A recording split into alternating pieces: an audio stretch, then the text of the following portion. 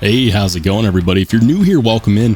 And if you've been here before, welcome back. I'm Rollshambo, the connoisseur and collector of all things sharp and shiny. And today, I wanted to kind of do a little bit of an update. Some of you who have been riding with the channel since its inception might be familiar with a type of rank review that I call Grail or Garbage. And for those of you who have been around long enough, you probably have noticed that I haven't ranked a knife in a long time. Maybe since September, October of 2023. So it's been months. And you might be wondering what happened. We haven't seen any new knife rankings from you. Is it dead? Is it gone? Is it buried? Did you just get tired of ranking knives? The answer to that question is kind of. There are essentially three reasons why I have put a stop to my knife ranking videos. And is it permanent? The answer to that is maybe. The three reasons, we'll start with the first one. My Grail or Garbage videos were meant to provide extra context to people as to why I have an opinion that I have about a knife. Because so often we see so many reviews where, X reviewer says why about, this knife and, oh, it's good. But what does that mean, right? What does it actually mean? Is it better than this other knife that they said they also liked? When they say that it's okay, what do they mean? And so I aim to use my ranking system, my Grail or Garbage leaderboards, to provide that context so that when people heard me say something about a knife, that they actually knew what I meant. And the way that it worked, for those of you who are still watching that have never seen my Grail or Garbage ranking videos, is that I had 5 categories. Those categories were materials, ergonomics, fidget factor, the lock, and fit and finish, and each one was worth 10 points. And then I would score a knife accordingly after having an opportunity to use and carry it enough to be able to provide those scores. If I've lost you, you're probably one of the people that just scrolled by those ranking videos. And so I didn't have enough audience buy-in. There's a handful. I did over 100 knife rankings, by the way, and there was a handful that actually did perform well. But by and large, they were kind of an underwhelming result. And I hate to tell you this, but there is not a single knife reviewer out there who makes content for it to not be watched. If you're spending time making content, I promise you, your favorite small-time knife review channel that's working on growing, they care about whether or not people watch their videos, whether they spend 20 minutes making the video or whether they spend 15 hours. They all want views, because then that is the validation we need to continue making content. And trust me when I say, I understand. Not every video is going to be popular. Not every video is going to blow up. Not every video is going to be successful. And sometimes you have to give an idea the opportunity to have legs. And I did.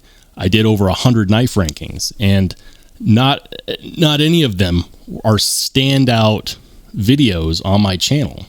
I've got over 400 videos on the channel, and I would say in the top 5, maybe even the top 10, there might be one that has reached the top 10.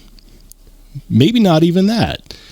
And when I look at all the series that I've done, for example, a very successful series that I haven't made very many videos for is my Steel Snob series, where I try to simplify and talk about knife steels, because that's a topic that a lot of people are interested in, but it's also something that's very convoluted and jam-packed full of information. Those videos perform exceedingly well. So as a content creator, I have to be cognizant of that, because again, I want to make videos that people want to watch. So do I spend my time making a series that people are just not watching as much? Or do I spend my time making the videos that the people that watch the channel actually want to watch? Maybe those who did watch really liked the concept, but if it doesn't have legs, it doesn't have legs. The second reason why I've kind of put at least a temporary halt on my knife ranking videos is combative people. It's one thing to disagree with someone's opinion. That is completely fine. But the sheer amount of times that I had to put up with people who flat out told me that my opinion was wrong and wanted to fight me about it in the comments section. Every time I uploaded a knife ranking video, I would piss off somebody. And here's the truth. A lot of people go to YouTube and watch knife content because it validates them in their expensive knife purchase, which I think is hilarious, by the way. You don't need anyone other than yourself to validate yourself for picking up a knife, whether it costs $50 or whether it costs $5,000. How you spend your money is your business, and you don't need me or anybody else to give you that validation. Sometimes we just want to see someone else's opinion, and sometimes we really want them to agree with us because we want to feel better about our expensive purchase. And when I would say that their expensive purchase was garbage or just average, people got a little bit offended. And you know what? This is a snowflake-free zone. So if you're offended by my content, I don't really care. I just do my best to make my content enjoyable and portray my opinion as best I can. Because on this channel is my opinion. So we're all allowed to agree or disagree. But the amount of combative people that would actually reach out to me, not even in the comment section, but like send me direct messages in Instagram or my email, ready to tell me how I should think or how I should form my opinion or how I should rank a knife. It was absurd.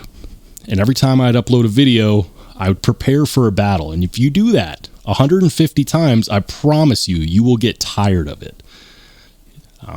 And I know that I got tired of it, especially considering how long it takes for me to actually produce a knife ranking video, at least to my production standards. The third reason is that pass around knives and retail loaners and loaner knives, they're a big part of my channel. They're a big part of every EDC channel because, believe it or not everything gets given to us for free. And like many of you, I'm a real person with a real job, with real bills and real expenses, and I can't just go out and buy every single knife that I want. I wish I could. I have responsibilities. This is my hobby. This is my passion project. And even though I have sunk probably what is way too much money into it, I can't afford to go out and buy everything that I want. So here's the problem with retail loaners. Retail loaners are knives where a retailer says, yeah, we'll send one your way. You can check it out. Retail stores, whether they're websites or, storefronts or whatever, they usually have a couple expectations. The first expectation is that you don't keep the knife forever. And the second is that you return it to them in brand new condition, or in a condition that it will at least pass for brand new, because they still want to go ahead and sell the knife that you're making the content on. They won't tell you what opinion to leave. Often they don't care. Usually they just want to make sure that whatever you borrow, they can resell. And I can understand that, because if I was running that business, I would also want to still be able to resell the knife. Otherwise, it wouldn't be a loaner. It would be a gift. And yeah, there's that. So how can I adequately do that? Right? Like, let's say that a retail store lends me a knife, and their expectation is that I get it back to them within 3 to 5 days, or that I ship it back to them within 3 to 5 days.